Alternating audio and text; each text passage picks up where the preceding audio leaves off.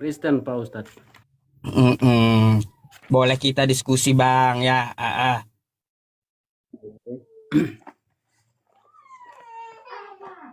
Baik, baik. Sabar. Abang mau bertanya?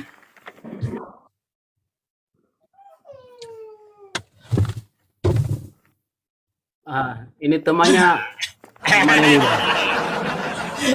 Saya ambil tema dari teman-teman di bawah tuh. Kristen dusta dalam segala hal katanya. Nah, ya udah. Ya udah saya ambil tema itu. Bagus tuh. Buktikanlah tidak berbohong dalam segala hal. Kan gitu ya. Abang mau nanya apa? Silakan Bang. Ya ini temannya saja Kristen dusta dalam segala hal maksudnya gimana? Oh gini Bang ya. Coba kalau kita lihat di PT saya pun juga ada Bang. Sebentar nih ya. Kristen itu dusta dalam segala hal dia. Sabar.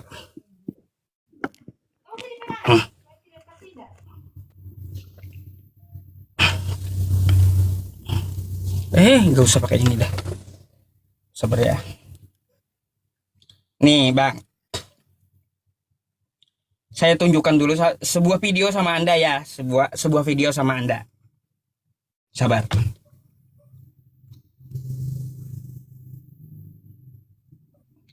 Dia ada di galeri saya Bang. Sabar ya.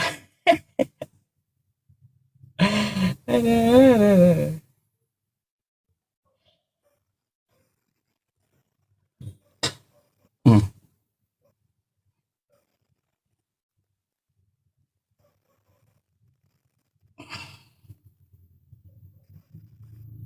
Nah nih Bang.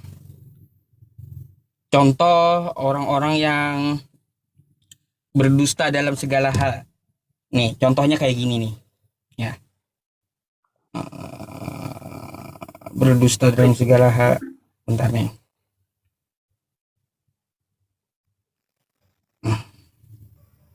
Nih.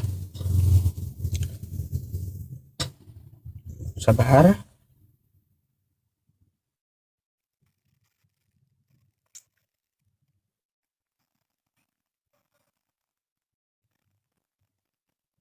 Nah, nih Bang. Contohnya nih.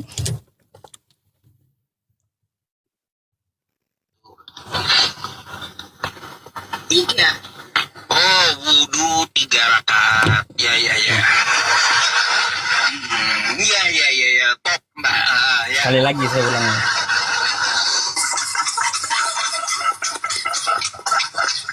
Sekali lagi saya ulang. Gambar apa di atas itu? Aku belajar agama dari... Aku sebenarnya muslim loh, Bang. Nah, muslim lagi kamu sekarang. Aku nggak Bang Sandi, bentar. Kalau dia muslim boleh saya tes nggak? Oh, oke, Bang. Ini usah dites aja di enggak, saya nanya aja gitu. Tes. Boleh. Saya mau tanya, itu tayamum berapa kali umurnya? Hah? 7. Oh, 7. Iya, iya, iya, iya. Oh, Bang, ya. Gimana Bang? Ngaku mantan Islam lalu murtad menjadi Kristen katanya. Ketika saya tanyakan berapa kali kumur-kumur dalam tayamum, ternyata dia jawab 7 kali. Ini kelakuan Kristen gitu yang menyamar jadi Islam dusta dalam segala hal. Tuh salah satu buktinya. Itu kan individu Bang. Ya iya individunya memang.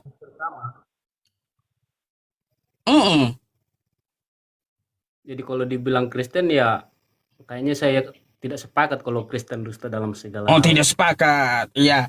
Kalaunya dalam ajaran Kristen memang ada juga Bang. Ya secara global Kristen dusta dalam segala hal. Coba Anda buka ya Roma 3 nomor 7. Tuh di kitab Anda.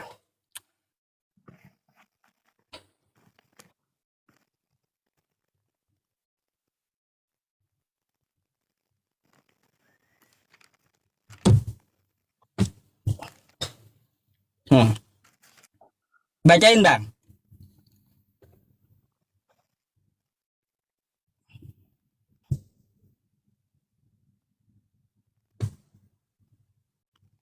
Roma 3 nomor 7. Hmm. Tetapi jika kebenaran Allah oleh dustaku semakin melimpah bagiku kemuliaannya. Hmm. Tetapi jika kebenaran Allah oleh dustaku semakin melimpah bagi kemuliaannya, mengapa aku masih dihakimi lagi sebagai orang berdosa? Itu Bang. Sampai mengabarkan Allah aja itu boleh berdusta gitu loh. Bayangkan. Tetapi jika kebenaran Allah oleh dustaku, Allah katanya kan biasanya. Mengabarkan tentang Tuhan aja boleh berdusta gitu. Lalu buat apa lagi katanya dihukum?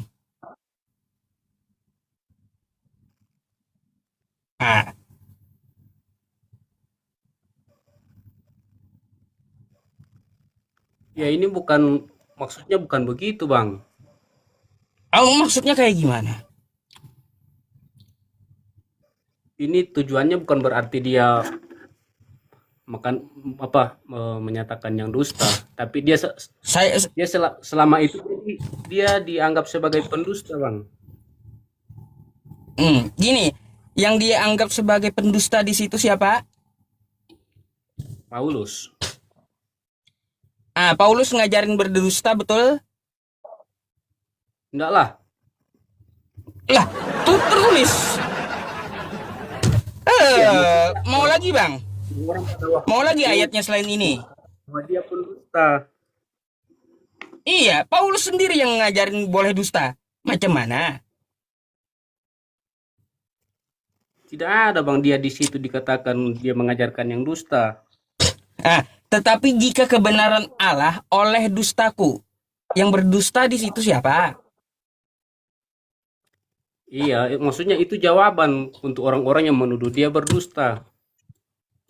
Jawaban menuduh dia berdusta sekali-sekali Anda demikian, bagaimanakah Allah menghakimi dunia? Itu pertanyaan.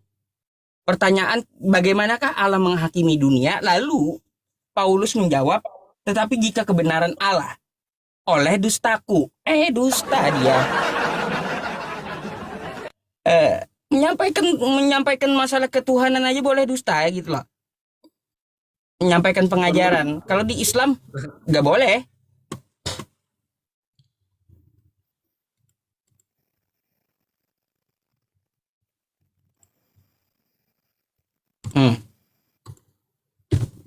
Ini Bang, tidak bisa kita baca sepotong-sepotong, kita harus baca semua baru kita bisa mengerti maksudnya Paulus. Kalau saya udah ngerti Bang, kelebihan orang Yahudi dan kesetiaan Allah itu tahu. Saya udah baca satu perikop.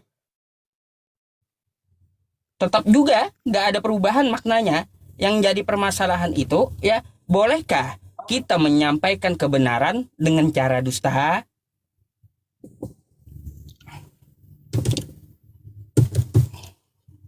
Coba kita baca selanjutnya Bang, di ayat ke-8 itu. Bukankah tidak benar orang bahwa kita berkata, marilah kita berbuat yang jahat supaya yang baik timbul daripadanya. Orang semacam itu sudah selayaknya mendapat hukuman. Saya kira jelas itu Bang. Apanya yang jelas? Iya, ini di nomor 8. Di situ di akhirnya itu, di bagian B-nya itu dikatakan orang semacam itu sudah selayaknya mendapat. Bukankah tidak benar fitnahan orang yang mengatakan bahwa kita berkata, marilah kita berbuat jahat supaya mereka yang baik timbul daripadanya. Orang semacam itu sudah selayaknya mendapat hukuman.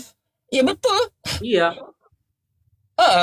Jadi kalaunya masalah menyampaikan ketuhanan itu dengan secara dusta, itu boleh. Meskipun dihukum katanya. Gimana sih?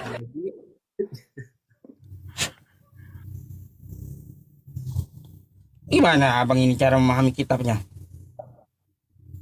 Ya, kalau itu pemahamannya Pak Ustadz. Kalau bagi saya tidak seperti itu. Oh ya Mungkin dari sudah. segi Bang, kagak usah dalam segala hal. Tuhan aja mau dikibulin oleh Paulus. Coba Anda buka 1 Korintus 15 nomor 15 coba.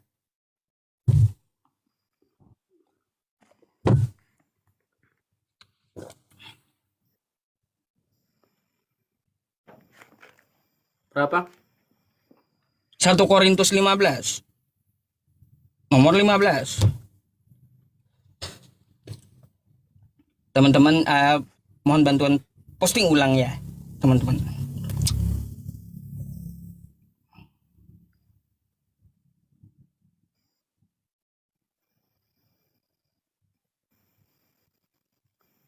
Lebih daripada Baca. itu, kami ternyata berdusta terhadap Allah karena tentang Dia kami katakan bahwa Ia telah membangkitkan Kristus, padahal Ia tidak membangkitkannya. Kalau andai kata benar bahwa orang mati tidak dibangkitkan. Ayo, Tuhan aja Ya, dia dustai itu. Iya betul Bang. Bayangkan. Betul. Ya, maksud ini pada waktu dia masih masih membenci pengikut-pengikut Yesus. Hah? Membenci pengikut Yesus? Itu surat ke Korintus, Bang. Iya, ini bahasanya sebelum menjadi pengikut Yesus. Ini dia mengirimkan surat ke Korintus. Kalau masalah pengikut Yesus ya, gak ada hubungannya dengan ini. Iya, Bang. Artinya ini dia memberikan pemahaman sebelum dia jadi Paulus. Dia juga pernah membenci Yesus, begitu maksudnya, Bang. Coba Anda baca 1 perikop itu tentang kebangkitan. Bukan masalah sejarah Paulus sebelum jadi rasul. Ngaco. Iya.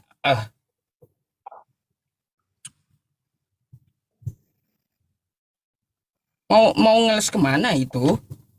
Bukan sejarah Paulus itu. Iya, ini sejarah Paulus. Mana sih? Benar aja. Nah, coba kita baca dari atas, Bang. Jadi bila mana kami beritakan bahwa Kristus dibangkitkan dari antara orang mati, bagaimana mungkin ada di antara kamu yang mengatakan bahwa tidak ada kebangkitan orang mati? Nih, saya bacakannya. Lebih daripada itu, kami ternyata berdusta terhadap Allah. Tuhan pun dikibulin, kan gitu.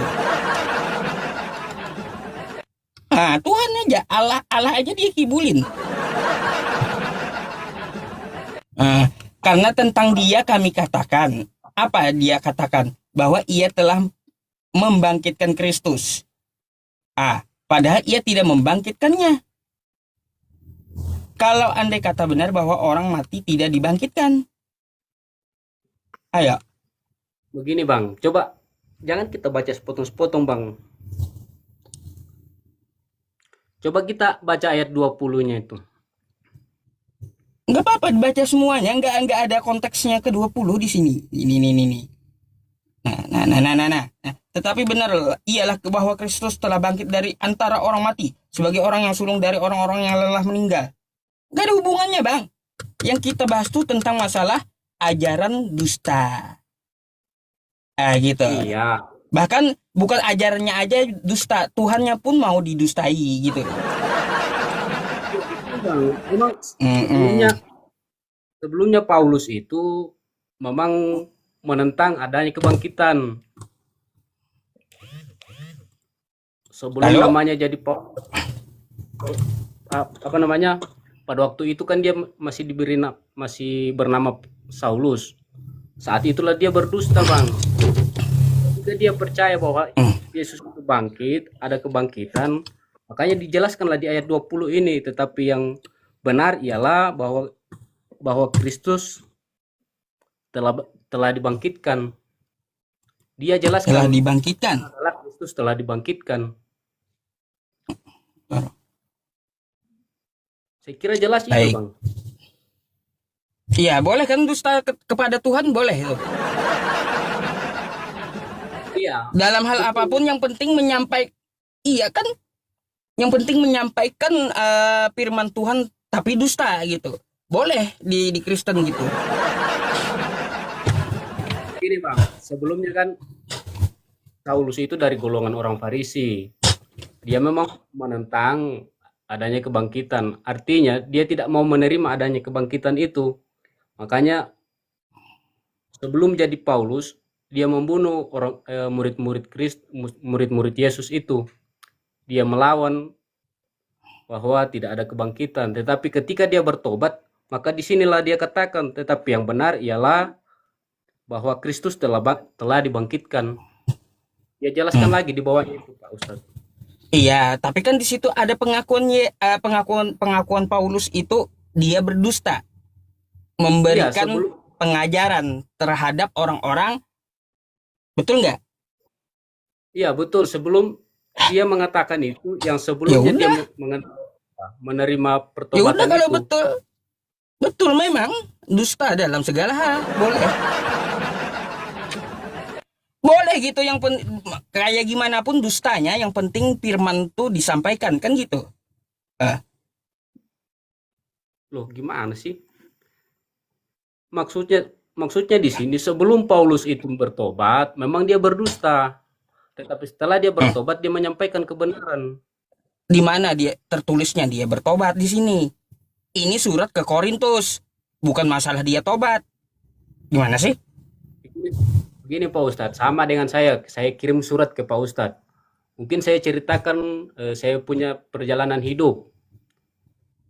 Saya dulunya pernah memberitakan Pak Ustadz ini bukan Yusuf PI. Tetapi yang benar adalah Pak Ustadz ini betul-betul Yusuf PI. Begitu. Kok bolak-balik jadinya?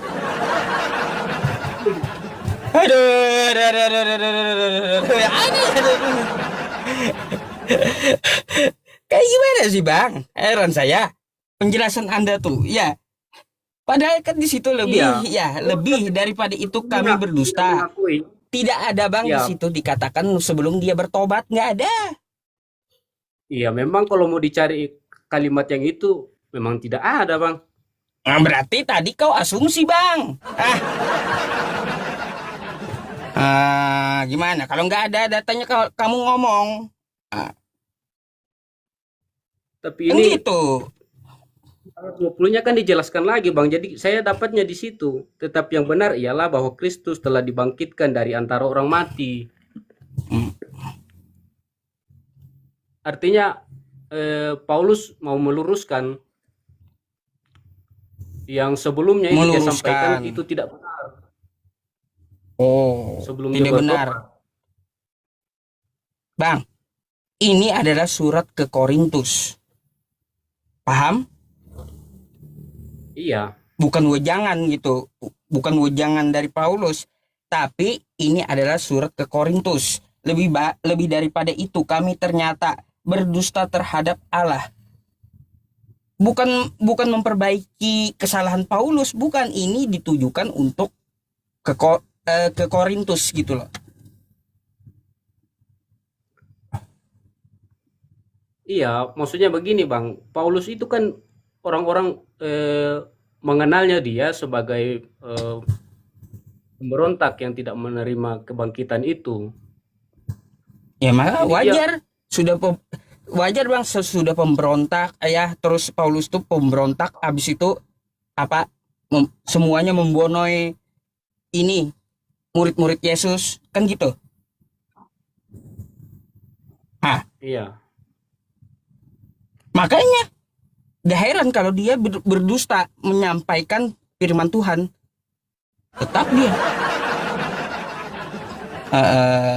Apalagi kalau cuma dusta, banyak lakuannya yang aneh.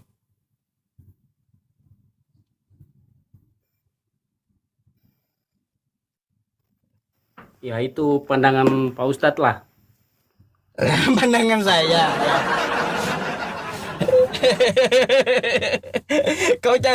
kau terlalu apa ya? Terlalu percaya sama Paulus sih. Itu Bang ya. Makanya nih sesuai kata saya. Karena menurut saya apa yang disampaikan Paulus itu benar. Dia jujur Benar, adanya. dari sisi apa? Jujur adanya. Contohnya? Yaitu yang sebelumnya memang dia tidak menerima Kristus, dia menyampaikan hal-hal yang tidak benar, itu dia akui. Tetapi setelah dia bertobat, dia akui. Kalau kamu percaya dengan Paulus, ya berarti kamu nggak khitan gitu atau sunat. Iyalah.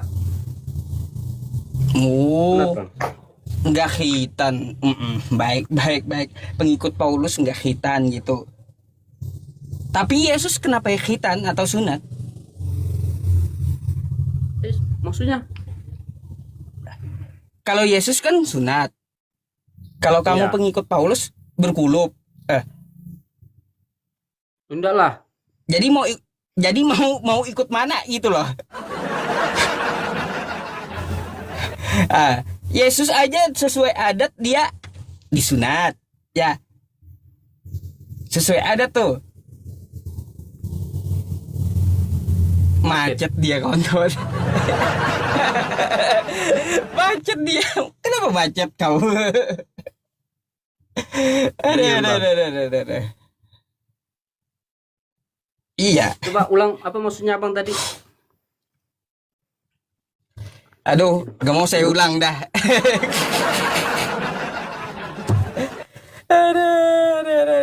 Gini ya, kalau kamu mengaku sebagai pengikut Yesus atau pengikut Paulus, memang dua hal ini dapat saya bedakan.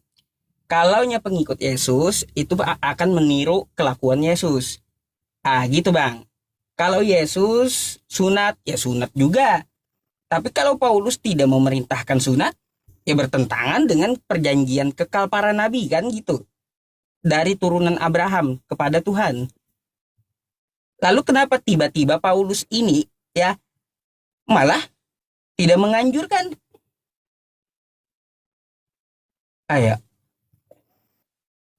Aneh gitu. Dusta lagi kan gitu Bang. Kalau itu saya kurang paham itu. Saya belum sampai di sana, Pak. Baik. Mungkin Anda mau nanya sesuatu.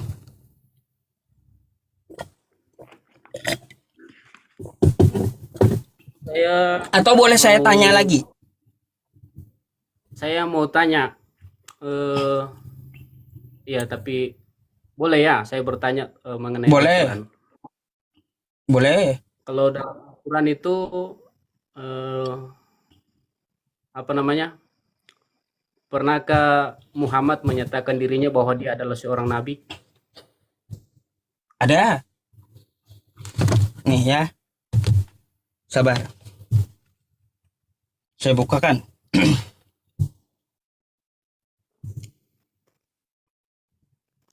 Sabar ya.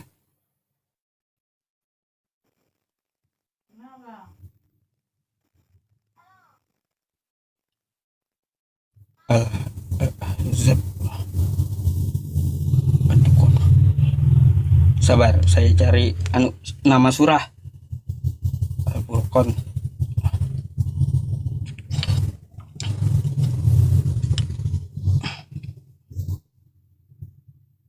Surah ke berapa? Al-Ahzab itu 40 kah? Ghafir.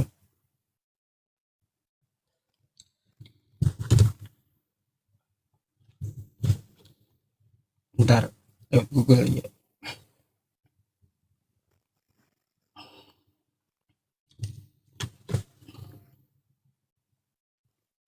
Al-Ahzab 40. Ada enggak? Ada, bentar. Nyarinya repot di Al-Quran. Ya saya tanyanya yang dari Al-Quran ya, Bang. Ya, ini Al-Quran.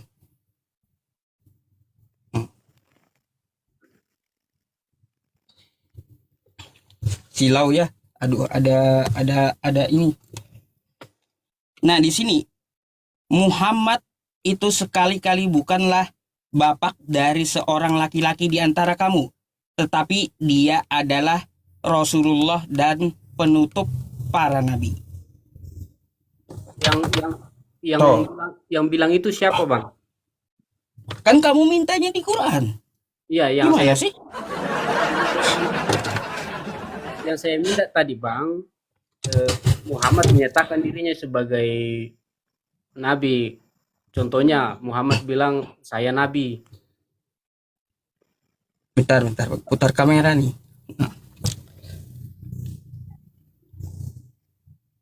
Nah,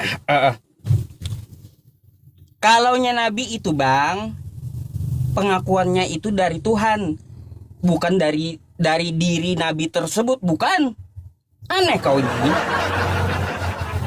Iya, masalahnya gini, Bang. Selama ini kan kita orang Kristen itu selalu ditanya di mana Yesus mengatakan bahwa saya adalah Tuhan. Nah, sekarang giliran saya nanya di mana Yesus di mana Muhammad mengatakan bahwa saya adalah nabi. Saya adalah nabi. Kau paham nggak nabi itu apa? Iya. Apa nabi itu? Ya utusan Tuhan. Ya orang yang menerima wahyu dari Tuhan kan gitu. Iya. Lalu kenapa? Iya, seharusnya kalau dia utusan Tuhan tuh pasti dia bilang saya utusan dari Tuhan. Contoh, saya Ustadz PI, saya datang di sini untuk menyampaikan kabar ini dan itu. Saya kira begitu, Bang. Ada Bang, melebar. Iya, saya tanya ini masalahnya kami Kristen kan sering ditanyain di mana sering dibahas di mana Yesus mengatakan dalam Alkitab saya adalah Tuhan. Yang pasti tidak ada, Bang. Saya adalah Tuhan. Itu pun dengan Nabi Muhammad tidak Kalau pernah nabi dirinya tadi saya sudah jawab tuh nabi. Iya, tapi itu bukan perkataan Muhammad.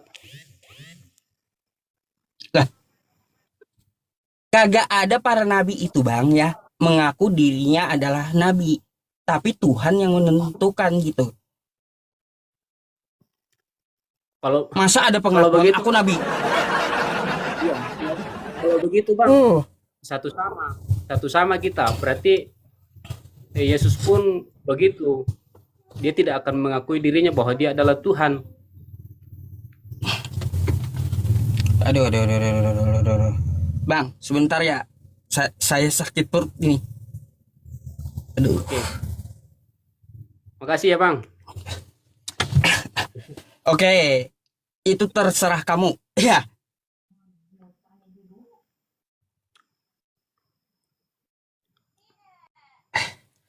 Ada.